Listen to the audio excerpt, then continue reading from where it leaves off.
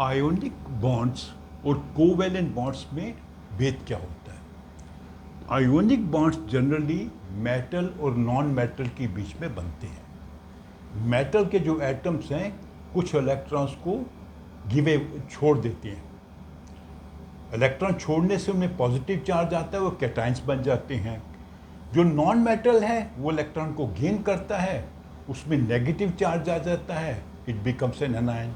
तो अभी positive charge वाला आयन नेगेटिव वाले चार्ज वाले आयन को इलेक्ट्रोस्टैटिक फोर्स से आपस में बांध लेते हैं।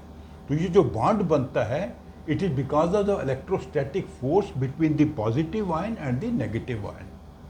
तो ये जो सब्सटेंसेस होती हैं जनरली क्रिस्टलाइन सॉलिड होती हैं रूम टेम्परेचर के ऊपर।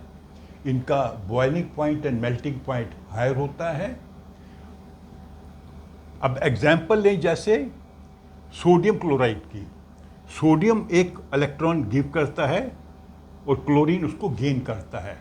ये पॉजिटिवली चार्ज हो गया, ये नेगेटिवली चार्ज हो गया, इनमें बॉन्डिंग होगी तो सोडियम क्लोराइड का एक बनेगा मॉलिक्यूल जिसे हम नमक कहते हैं।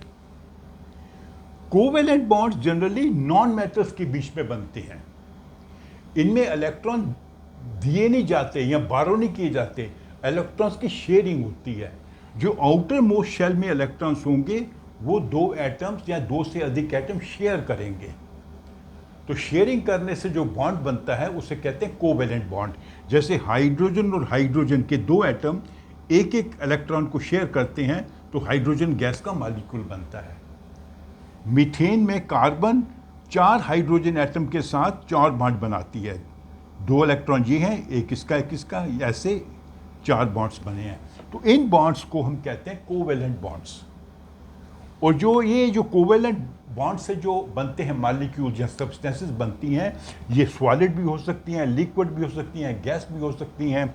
और इनका टेम्परेचर जो boiling point temperature and melting point temperature generally low होता है as compare to ionic bonds. और ये जो बॉन्ड्स होते हैं आयनिक बॉन्ड्स के कंपैरिजन में वीक बॉन्ड होते हैं।